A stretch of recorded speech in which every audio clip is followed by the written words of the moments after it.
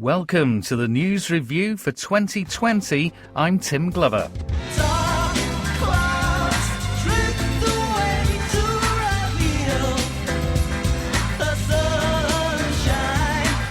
Space, one of the bands booked to come to the island by the Deep South Music Festival during the past 12 months, one of a number of events cancelled in 2020. More on that to come.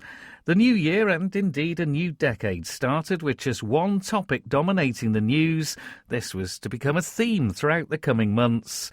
The subject has only recently come back under the spotlight, but at the beginning of January, Brexit was the only show in town. First and foremost, it's the simple thing to point out is that there will be no change on the 1st of February. It's business as usual. If you're going on your holiday, if you're a business doing trade deals or selling products into the European Union, business as usual, life carries on. Chief Minister Howard Quayle, who clearly expected his workload to be dominated by Brexit in the transition period, here he is talking after Brexit had happened at the end of January. The vast amount of work continues for the rest of the year, the additional work that we've got to do. In fact, it's going to go on for a number of years, but this next 6-7 months is going to be incredibly hectic behind the scenes, because the UK, well, if it's going to negotiate a deal, and I've put my marker down on the word if, then it will have to have okay, it's got technically till the end of December, but it will have to have the basics of an agreement by early summer, midsummer at the latest, really. So during that period of time, there will be intense negotiation. By this time, a dark cloud was beginning to appear on the horizon and starting to shift Brexit away from the front pages and lead story in news from further afield, as we say on Manx Radio.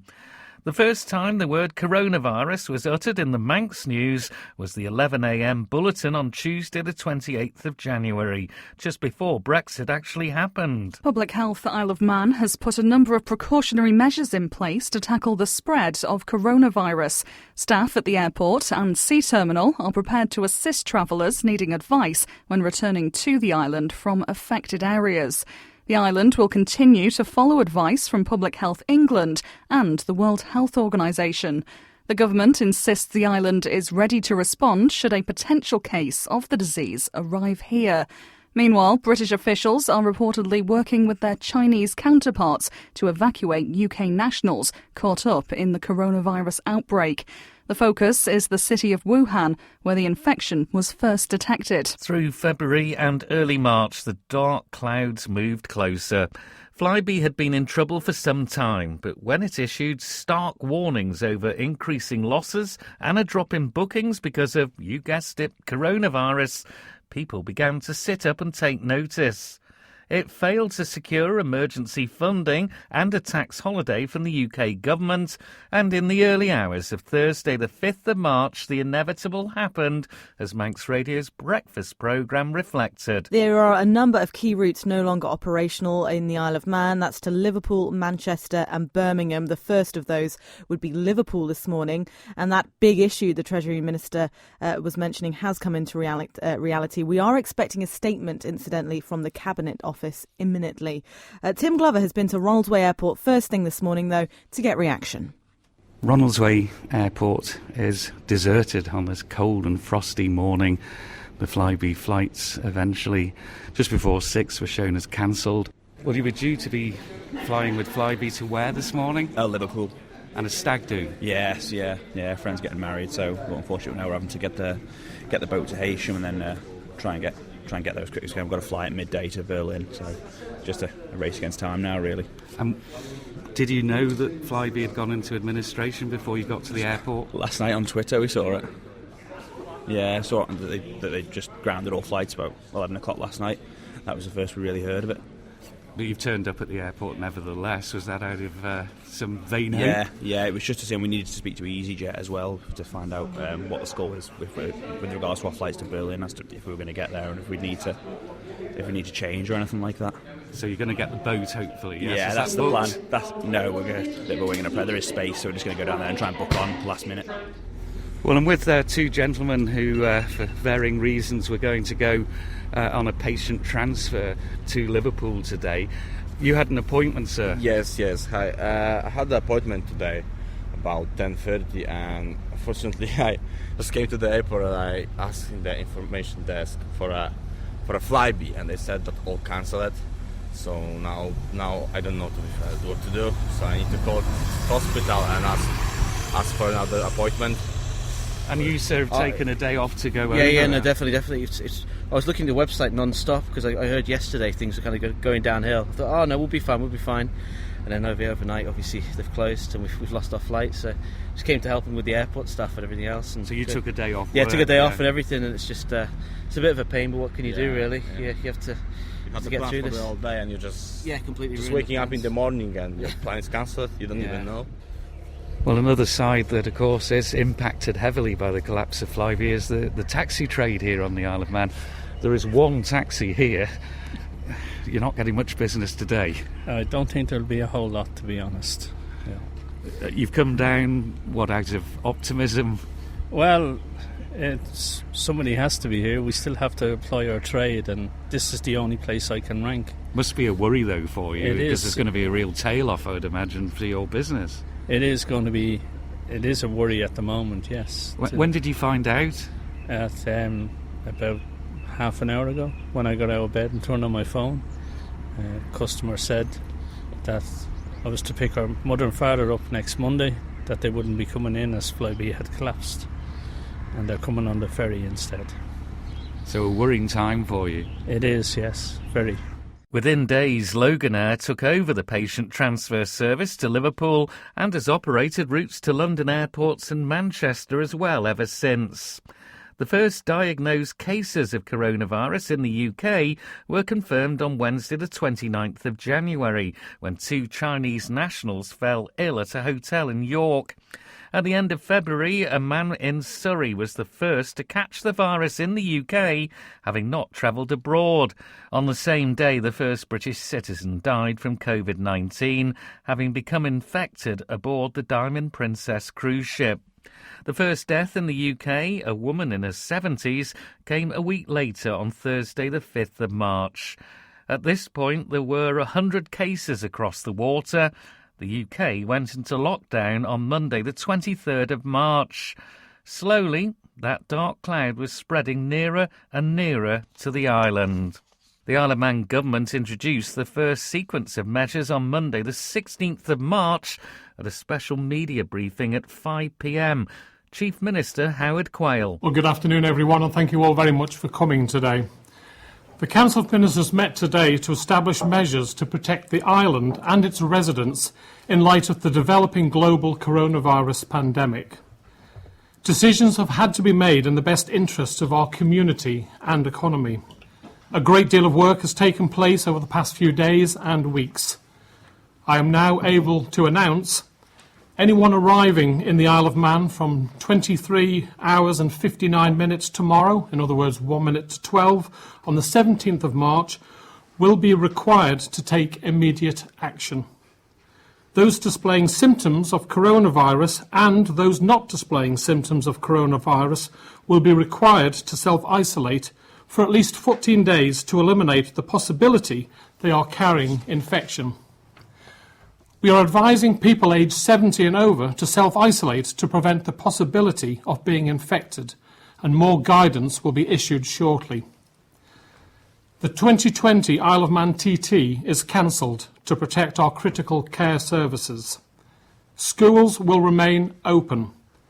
Testing in the community will be stepped up with immediate effect. Due to the measures being introduced today, at this stage, government will not be placing any restriction on public gatherings. The government will take necessary steps to postpone both the 2020 local authority general elections and the Douglas South by-election until further notice. A package of measures will be introduced by the Treasury to support our workforce and protect the economy. We are taking action to protect our residents and to ensure life can continue as normal as possible during this unpredictable time. We are advising against all non-essential travel off the island. The measures being introduced from tomorrow are aimed at minimising the risk of those arriving in the island infecting our population. We still have no confirmed COVID-19 cases, but residents should continue to be vigilant over hygiene and hand washing and help friends and neighbours who would appreciate some support. Some retailers are already making provision for the infirm and elderly to shop for provisions, and that is the kind of community spirit we need at this time. I urge residents to be responsible when shopping and think of others rather than buy more than is necessary. We are entering a period when life will be different and must work together through patience, cooperation and consideration. We will issue regular updates as the situation evolves. Do you remember trying to buy toilet rolls, pasta, tinned foods, soap and hand sanitiser around this time? Well, often you were faced with empty shelves. These shoppers in Douglas didn't feel the need to panic buy at all. My family, I live in Australia, and it's really bad over there at the moment for panic buying. Toilet rolls is a nightmare. I don't always find what I want, but, I just buy what I need. I'm not getting things that I don't need. I'm worried about it, but it's no point panicking and stocking up, because people are stocking up and that's why the shelves are empty and there's no need for it. But there's no need to panic buy. People do that all the time. Christmas, Easter, they're stupid. Personally, we're not panic buying. I think you just got to be sensible with your shopping and don't be fearful. Don't be anxious, just to be sensible with keeping clean and hygienic. Personally, I wouldn't panic buy. I think unless there was a reason to panic buy, and I guess it'd just be hygienic things like hand sanitizer, I guess, or just basic essential food items. It is scary, but it's not here yet, is it? Have you seen shelves, around the island being, empty? With hand sanitizer, yeah, we've sold out of everything. Like hand sanitizer, the hand wash goes pretty quick as well. Are there quite a number of people buying hand sanitizer? Yeah, most people, yeah, but we're only allowed to sell one per customer now because we've run out of so much. I've enough stuff in my cupboard and, why would I? Just bought toilet rolls, but that's all. Just one lot. No, I wouldn't. Yeah. Whatever will be, and I'll accept that. Just 3 days after the cancellation of the TT and other measures being announced, that dark cloud rolled in and filled the sky. On Thursday the 19th of March, the island had its first confirmed case of coronavirus. A second positive test the next day. 3 more followed on Sunday the 22nd of March, one of which was the first transmission on the island. A 4 p.m. media briefing was called that Sunday. Down came the portcullis. Schools should close for most children from the end of school day tomorrow, Monday the 23rd of March. The Department of Education has been working with school leaders to establish how we will provide a safe environment for the children of key workers and vulnerable children. There will be no GCSE or A-level exams this year. Students should continue their studies and complete their coursework, and we will work with teachers to ensure that all our students get the grades they deserve and can achieve the next steps in their education. The Council of Ministers has also agreed, following clinical advice, that it is in the best interests of the Isle of Man to close the borders to all non-residents. The number of non-residents coming to the Isle of Man has dropped dramatically in the past week, but from 9 a.m. tomorrow, Monday the 23rd of March, only people normally resident on the Isle of Man will be able to enter the island, with checks being made at sea and airports. The only exceptions to this rule will be a small number of people who may be vital to keeping the island running or to the protection of life. The medical advice is now that we need to take more emphatic measures regarding social gatherings. As a result, the Council of Ministers has agreed that all pubs and clubs must close from midnight tonight. The Chief Minister and the Lieutenant Governor appeared at 6 p.m. on Wednesday the 1st of April to deliver grim news. I want to join the Chief Minister in expressing deep sorrow at the first death from COVID-19 on the Isle of Man. It's a tragic loss for a family, for a community and for the island. At times like this, many of us want to do something, to do anything to help. to go anywhere. Most of us can help by staying in, by going nowhere unless we need to, and in this way giving our support to the essential services which are out there doing the work. We can also remind ourselves that eventually this too will pass. Tragically, a total of 25 people died, 18 classed as in the community and a further 7 at Nobles Hospital. 20 of the deaths were residents of Abbotswood Care Home in Ballasalla. How this has happened is being investigated. In a year when numbers have been thrown at us like confetti, it's easy to forget that behind each death recorded is a person.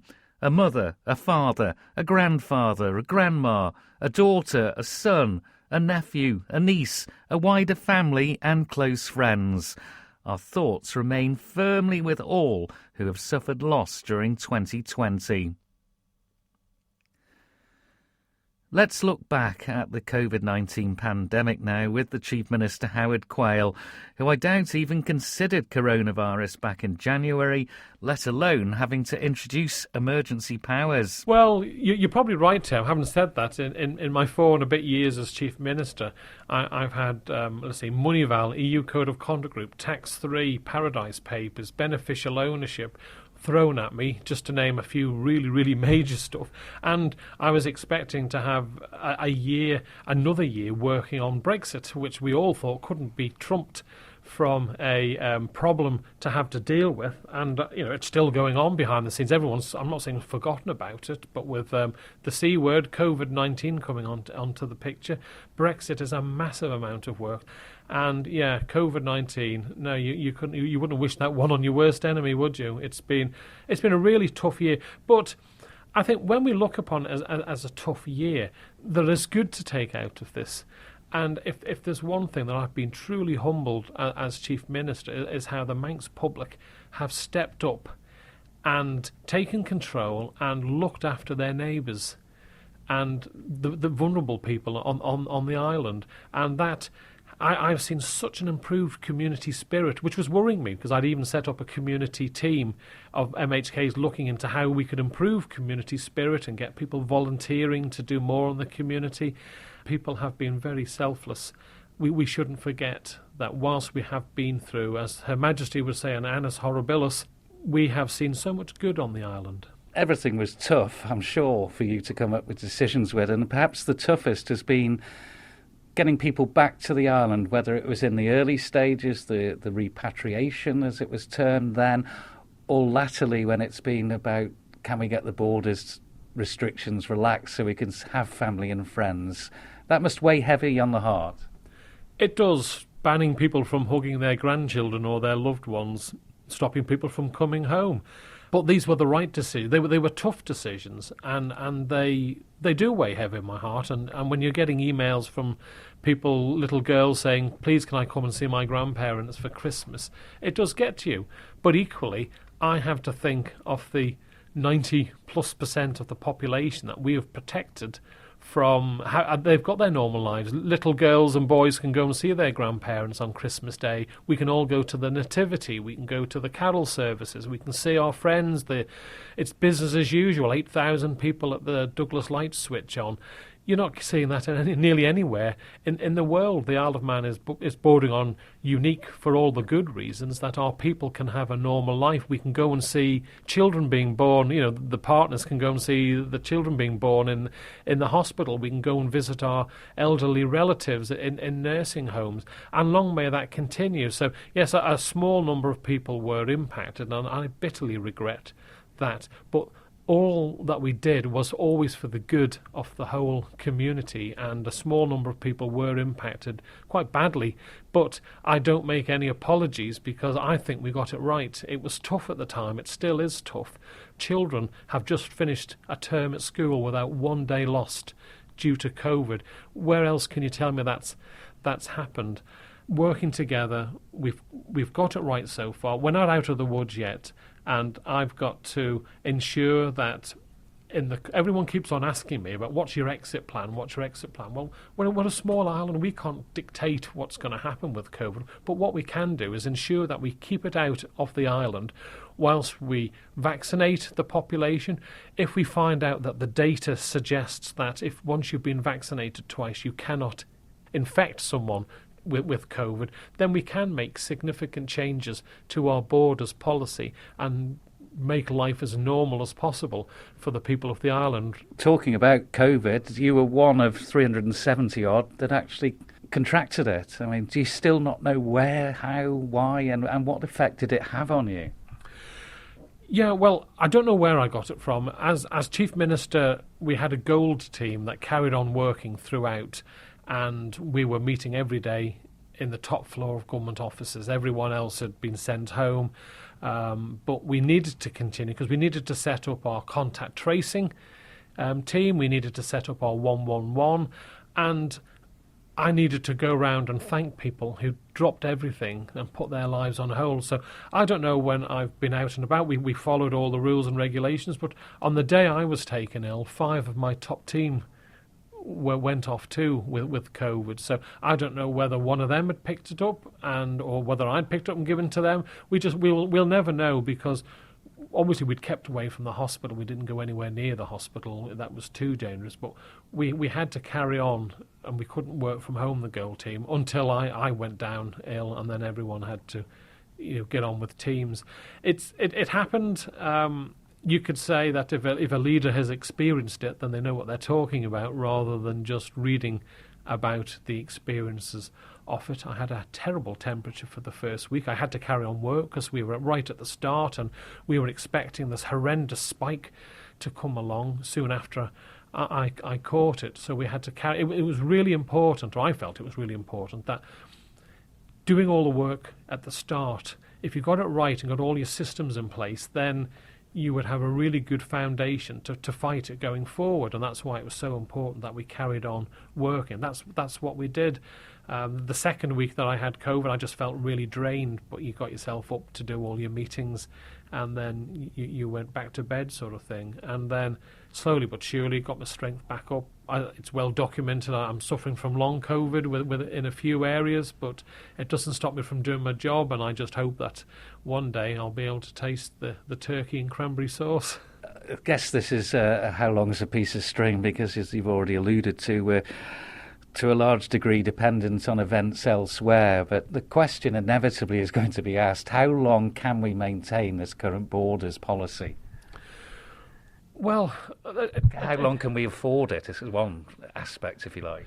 Well, from an affordable point of view, if you look at where we are now, Tim, bar one sector with variants, everyone's back to normal. Just to point out that when I took over as Chief Minister back in 2016, the number of unemployed was 800. We're now down to less than 770. So despite COVID, we have a smaller amount of unemployment, a smaller unemployed number than we did back in 2016, which is pretty spectacular when you consider all the jurisdictions where the unemployment rate is going through the roof. So an awful lot of our businesses have responded exceptionally well. Obviously, we've given support to our tourism sector, but again, the Great Manx public are going out and doing staycations, and a number of hotels that you speak to have been absolutely full with locals staying with them. So we can't do this forever. We've got to accept that, and that's why I would hope that the vaccine proves to stop the transmission if you've got it, and we can quickly open up to level 3A, where we allow family members to come onto the island. They would still have to quarantine, I should imagine, for a certain period of time, but as a small jurisdiction we are better prepared than some of our bigger colleagues because of our size and the fact that we have been 200 days without it. But I would hope that by the middle of the summer we can start to see some significant improvements. But I caveat that with changes, mutations to COVID-19 and what happens with our immediate neighbours. Chief Minister Howard Quayle. Can you imagine when this race is won? Turn our golden faces into the sun. praising our leaders. We're getting in tune. The music's played by the madman. Forever young. Regular media briefings were a feature of the year, with Howie O'Clock becoming a time when people decided to pour themselves a drink to lift spirits. The other regular person appearing at these was Health Minister David Ashford. I asked him if all the measures introduced were in reality to stop Nobles and Ramsey Cottage hospitals from being swamped with COVID-19 patients. It was to protect the hospital and to protect lives. I mean, it's a real strange year to reflect back on, really, 2020. We've not seen anything like this since the Spanish flu over 100 years ago. So it's been a very interesting year. The hospital was obviously reconfigured. Wards 1 and 2 became known as the COVID wards. Was there ever an occasion where there was a danger that things were going to spill over? There is always a danger. We didn't know which way it went. People saw very early on our projections as to where it could have gone. We published it now, what seems like a lifetime ago, that famous chart with the different curves on, and one of those showing what would have happened if we'd followed the same trajectory as Italy.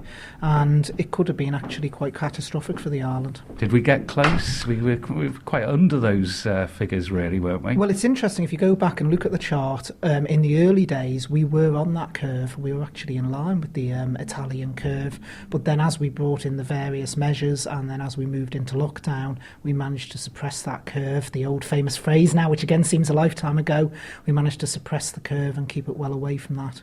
As we come to the end of the year and we look at jurisdictions we quite often compare ourselves to, is the situation currently in Jersey what we were desperate to avoid? That's the living nightmare.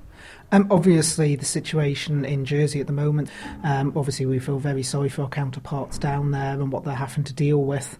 But yeah, we are lucky in the island that we didn't go down the route. We've actually got back pretty much our normal lives, so we can have Christmas as normal. A lot of our internal economy is certainly pretty much operating as normal, and people can go about their day-to-day business. So again, due to all the hard work of everyone on Ireland, we've been able to get back pretty much to normal. As normal as it can get. That was the situation that we're now seeing in Jersey that you didn't want here. It is. I mean, they've unfortunately had to impose, and quite rightly, restrictions over the Christmas period. And I think after the year that everyone's been through, I think everyone on the island deserves to have a decent and normal Christmas, or as normal as it can be. There's obviously, because of the changes at the hospital, some services have had to be put on the back seat a bit. Are we going to see where are we going to see an upturn in illness in the coming years? Well, at the moment, it's cancer hard. treatments. I mean, it's hard to predict. Each year is unique anyway in the health service. Unfortunately, we're not all robots, and we don't get ill to order. We see different illnesses emerge every single year. One of the ones that's most concerning to me as Minister is any backlog in cancer treatments. I've just answered a question in Tynwald around cancer treatments, and we need to get back on target with our 2-week waiting time. What's been the hardest part of this year for you? I think the hardest part was probably in the early days when we were making decisions, because we knew very little about this virus. We didn't know if it was going to mutate badly. We didn't know really what would happen if it did exponentially grow across the island. And having to make those decisions without necessarily having the full facts of full information, you had to make a judgment call. And I think, I felt for people because, it's been a very, very hard time. And for some people who are still separated from their families because of border restrictions, it's still an exceptionally hard time. And I think that's been the most difficult thing, having to make those judgment calls and having to turn around and say to people, actually, the freedom of what you used to can't actually happen at this moment in time. I'll finish with a challenge, if I may, for you, without saying the Great Manx Public. They have been part of the story, though, haven't they? They most certainly have. I'll leave that phrase for the Chief Minister to say. They most certainly have not just been part of the story, they've helped write the story. And I think that's the important thing. So regardless of what phrase we use to call them, I'd just like to say a thank you to everyone. And I hope that, the Christmas period, they can have some time, even if they can't necessarily be with all the loved ones they'd like to maybe bring into the island. And hopefully the new year will bring new opportunity in 2021. And just to finish with, it did bring you an award as well of an MBE. Well, has that sunk in yet? It still hasn't sunk in, to be perfectly honest. I'm the guy, as I said, who got to stand at a podium. It's the people behind me in DHSC, all of the staff, and also out in the private sector in our health and care services that have put in a huge amount of work. And I see the award as recognition for the work they have done, which has been absolutely fabulous throughout the entire period. Health Minister David Ashford. Another thrust into the limelight was Education Minister Dr Alex Allinson, a newcomer to the role who had to deal with the twin terrors of COVID-19 and unhappy teachers willing to strike if push came to shove. What a strange year to join the Council of Ministers. It has been for all of us, and certainly looking back, I wish I'd have kept a diary, because in March I was asked very, very suddenly to go and have a chat with the Chief Minister. So my initial reaction was, right, what have I done, or what does he think I've done? And he asked me to be Minister for Education, Sport and Culture, which is a great privilege. But obviously within 3 weeks the world had changed. We were closing all the schools down. We were going into the biggest health and economic crisis that this island's probably ever encountered. I still don't think I've completely processed it, that everything that we as a nation have gone through with this. We are now in a much better place than any of us dared imagine back in March. You weren't just closing the schools, though, were you? You had to cater for key workers and for children with special needs. Yeah, looking back to March, we had a week where we knew that what was coming. And I was really keen, even at that stage, to work with teachers to figure out the best way of providing that. So what we did was create a hub system whereby pupils from various primary schools would go to one primary school that would be kept open. The staff would go there, and we'd have staff working within the school, but other staff working from home, providing remote learning. And that was derived in collaboration and cooperation with teachers and worked incredibly well. How difficult was that to set up in amidst an industrial dispute at the time? Yeah, actually, there was a huge amount of goodwill from teachers, and especially from the other staff in schools, because it was suddenly cleaners and catering staff became some of the most important people. If our schools weren't kept clean, we'd have to close them. We were very concerned about an outbreak in a school, and so we're looking at the health and safety aspects of it. And there was such goodwill and such cooperation right across the education sphere. I also absolutely amazed about the resilience of teachers, but also some of our other staff in the department, to see young lifeguards from the NSC working on COVID wards. It was absolutely amazing, and I'll be eternally grateful for what they did at a time of crisis. People from the Villa Gaiety complex, again, helping out in terms of portering. One or two of the lecturers from UCM being part of the swabbing team.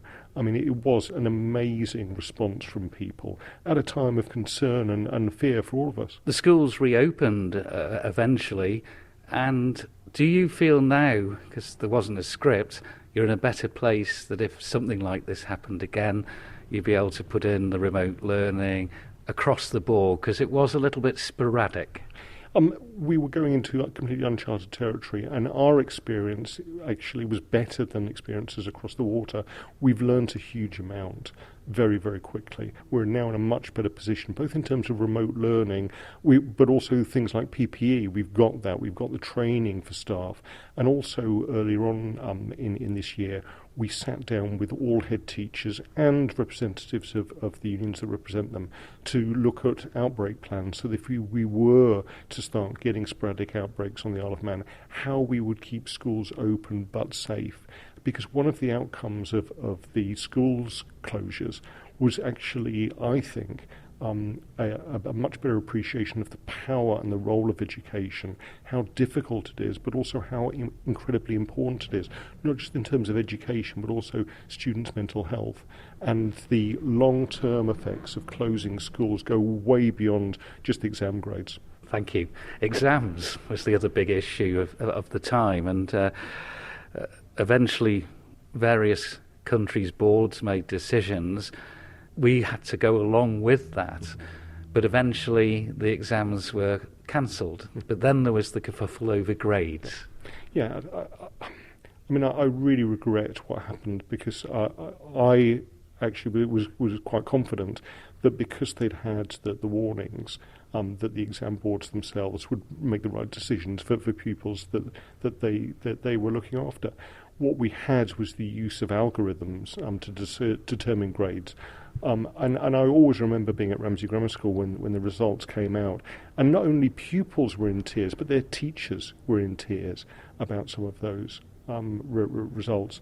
We managed to get it turned round. I know that there were lots of lobbying, both on behalf of the department, but also head teachers as well. But it should really never have happened, and I'm hoping as we go into the exam season next year that we'll have a much clearer picture of exactly how exams will take place. If they don't take place, what other factors will be put in place to ensure that pupils get the right grades, which allows them to progress. But also we can reassure both pupils and their families that none of their futures will be put in doubt again by the pandemic. Education Minister Dr. Alex Allinson. The economic impact has yet to be fully understood. Treasury and the Department for Enterprise did bring in many schemes to support businesses and individuals during the crisis of the last several months. Undoubtedly, the sector hit hardest is tourism, with the borders closed to holidaymakers. Unemployment for November stood at 770. Now that's 433 more than for the same month in 2019, but way off the peak this year of 1,347 in April. Speaking on the Mannin Line just before Christmas, Treasury Minister Alfred Cannon said COVID-19 has cost the Isle of Man government around £190 million. Mr Cannon says the public purse, though, remains in a strong position. It has been fairly substantial. Our reserves, as I've said many times, have been robust enough to handle this. And part of the cost of this is a reduction in income, which we will feel some reduction of income this year, and we will probably feel some reduction in income next year. But I'll make all those figures absolutely clear once we get to budget time in February. COVID-19 will continue to be a dominant news story in 2021. It's not going away quickly. Will the vaccines work to help us fight back and defeat the virus, or at least contain it at the very least? Will the new variant take hold, and when will the borders open? What will normal be in the coming months? Well, that's another programme. Another matter which generated plenty of comment throughout 2020 was the refurbishment of Douglas Promenade. COVID-19 presented the Department of Infrastructure with an opportunity to finish the job early.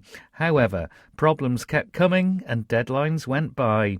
Infrastructure Minister Tim Baker has taken the reins quite late in the overall project and spoke to me just before Christmas. That's right, Tim. It's a big, complex scheme that's been running for quite some time, and it was clear to everybody that the prom scheme was running late, and there was a lot of challenges around it. We looked at the constraints the contractor Alding Construction was operating under, and they were very onerous. They basically did constrain the progress on the scheme, because obviously it was a highway, it's a residential area, it's a business area, it's the shop window of Douglas. We took the opportunity to look at some of those constraints and to really focus on how we could get the job done more quickly to get it completed. A lot of the work's actually underground. It is. Fundamentally, one of the big themes for me looking back at it was that the scheme wasn't really explained clearly enough to the public. I think the perception is it's largely a highways scheme with some regeneration. I mean, some great stuff around the cultural quarter, for example, and Loch Prom, now it's opened up, you can see some real visual improvements. But fundamentally, the value, the risk, the complexity is all under the ground. So, it's the water mains, it's the sewage, it's the fibre optic, it's the telecoms paraphernalia, it's the electric mains. Most people are not particularly conscious about those things. They don't really have a great understanding of what goes on under the ground, and ultimately those things just get replaced and then covered over again. So there's not a lot to see for the investment. But is that a problem the department has, though, in that it doesn't seem to have communicated to the public and sold this project very well at all, right from the beginning? Yeah, I can't disagree with that, Tim. I think part of the nature of the department is it's a very practical department full of people who like to get things done rather than talk about it. And there's absolutely a place for communicating and taking people with you on the journey. And certainly it's something that I've tried since I came in as Minister in June to try and perhaps engage a bit more openly through the media and through the prom walks, for example, with chatting face-to-face with businesses. The department also during the year put in individual Carl Miller working in the team to be the voice of the customer, to play back the perspective from businesses and residents back into the project team and to hold the project team accountable. And that's really worked very, very well.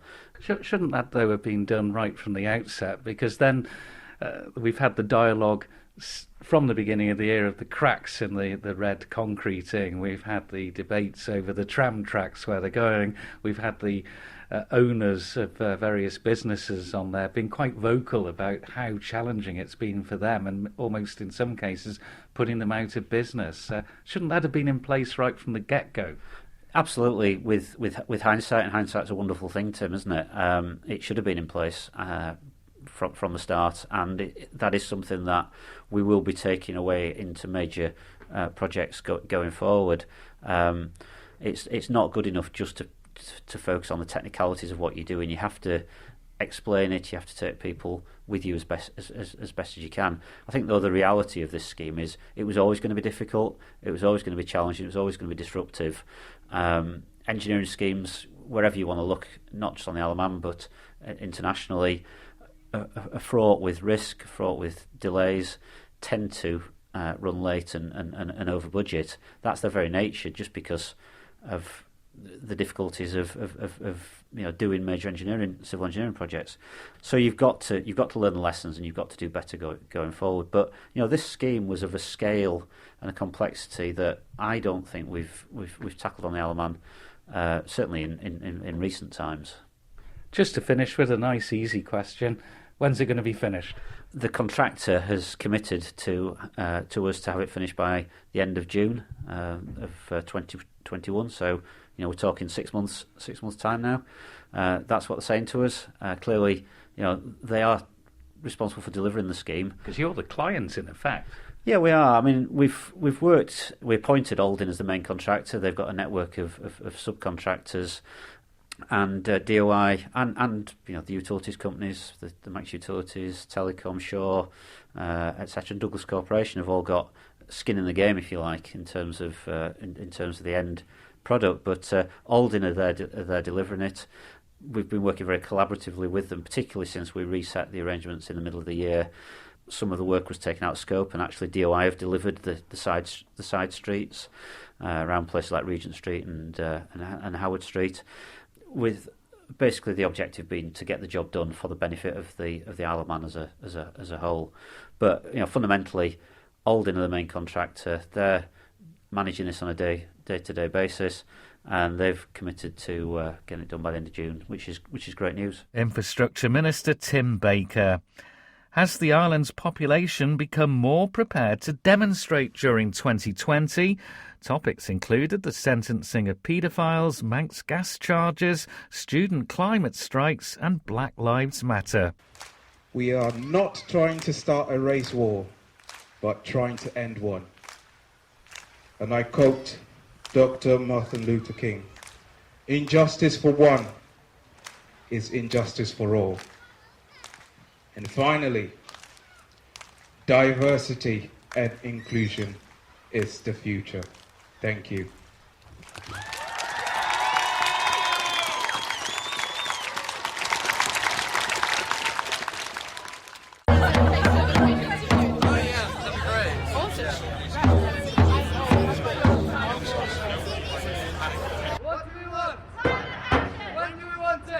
We're here because we just feel like everything needs to change, because a lot of people don't realise about climate change, and it's just sad because people don't realise how much of an effect it's putting on people. Do you think government are listening to you? I think they definitely know, but I think they could be doing a lot more to help out with the issue. How do your teachers feel about you being here today? I think they don't mind because they know everything about it, and they're kind of happy for us because they know we want to do this and for our future. There's been too many, seems to be, that they've been let off for very light sentences. There's been a tolerance for far too long now. There's a problem on this island and people are scared to admit it. Amongst those we sadly said goodbye to in 2020 were Hector Duff and Home Affairs Minister Bill Malarkey, his Chief Constable Gary Roberts and Chief Minister Howard Quayle. Hector was proud of being a police officer. We were proud of him, but it was very fitting, I think, and it was a fantastic tribute to the people who serve in the constabulary that he did do that. And he was very fond of us, and we will miss him enormously. You spoke very fondly when news broke of his passing away, but what a way it was to go. Oh, it was the way to go. At 101, he'd been with his friends and he'd had a meal and he'd had a pint, and then he simply went to sleep. And we can all aspire to that. But he deserved that after the life he'd had, after the horrors he'd seen, and after the service he'd given. And how will you best remember him? In a tribute I paid across the constabulary, I described him as twinkle-eyed. I said he was a twinkle-eyed networker. The twinkle in his eye was always there, and I guess even in the horrors he saw in the war, it was there. He was a wonderful, wonderful man, and I will miss him enormously. Bill was a good friend and supporter. He was Manx. He had such a passion for the island, and the job of Minister for Home Affairs he did to the very best of his abilities. He was so proud to do that, and right to the end was working in that department. And I think the week or so before he died, he took a bad turn. He was running his department and answering questions in Tynwald and Keys. He's missed, and obviously love to all his family and his wife Pamela. They had long been married because obviously he knew he wasn't going to get better. But yeah, it was incredibly sad to lose a good colleague and friend. But we all have good memories of Bill, and I know we've opened a wing of the house in Tramode, and a wing has been named after Bill, so his name goes on. Let's end on something a little more uplifting. So many people have raised money for good causes this year. Chapeau to you all. The Manx Solidarity Fund was set up to help people who fell between the cracks in terms of financial support during the COVID-19 pandemic. Enter Christian Varley. The challenge? 19 marathons in 19 days with the aim of raising £19,000. Well, he topped over £100,000 and finished on the top of Tynwald Hill in St John's. What a special day that was. I think I'm going to struggle topping that. The running side of it's kind of forgotten now. Just that finale there, and just not even going back to the start of the run, the amount of people out beeping the horns, it was just like the day was kind of designated to me. The support and was just unbelievable. Obviously I knew that there would be people out at the finish. I had no idea what was coming, and the way they kind of finished it off with me going up collecting my daughter was I've never been so emotional, to be honest. What an excellent effort, Christian. One possible upside from 2020, have we become a closer community? Do you now know and talk to your neighbours? We all now appreciate the work of those in retail, the refuse collectors, cleaners, posties, emergency workers and all those in healthcare, and we showed it for a number of weeks on Thursday evenings.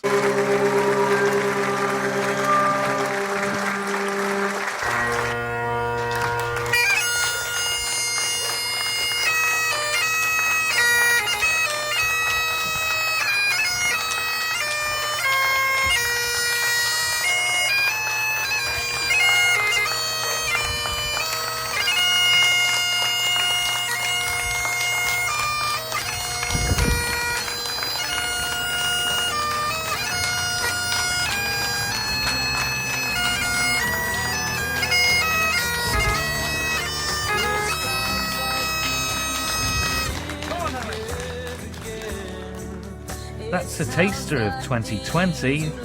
Let's just hope 2021 is a little brighter. It's times like these, time and time again. Oh, oh, oh.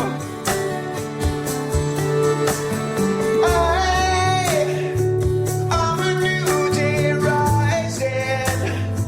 I'm a brand new sky to hang the stars upon tonight.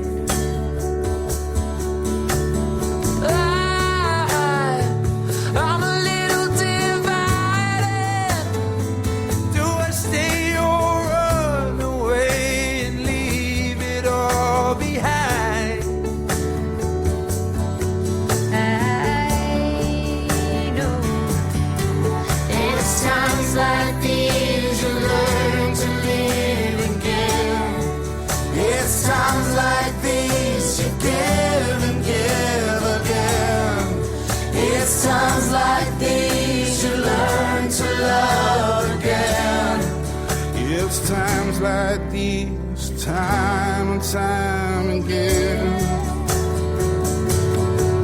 Let's go. It's times like these do we activate, do something to improve, don't procrastinate. I've been cooking, I'll make a looking past the plate. Stream games at 11 but I clap at 8. And I'll jiggle FaceTime if you tempt me. Time to pay back all the health docs lent me. And for me, West 10's elementary. But right now I wanna see Lamprey go empty, you get me? We'll make it better together, we'll make a better life. Because the pressure is ever upon us every night and every day. So we pray and we will forever fight. We'll make it better together, we'll make a better life. I'm a one-way motorway. I'm the one that drives away and follows you back home.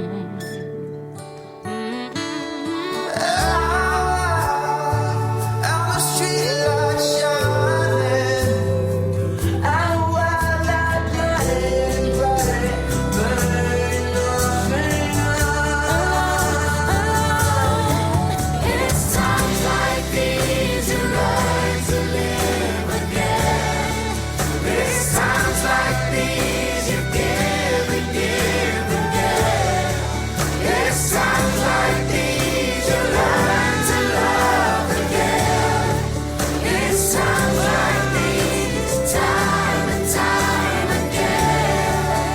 It's times like these you learn to live again. It's times like these you learn to love again.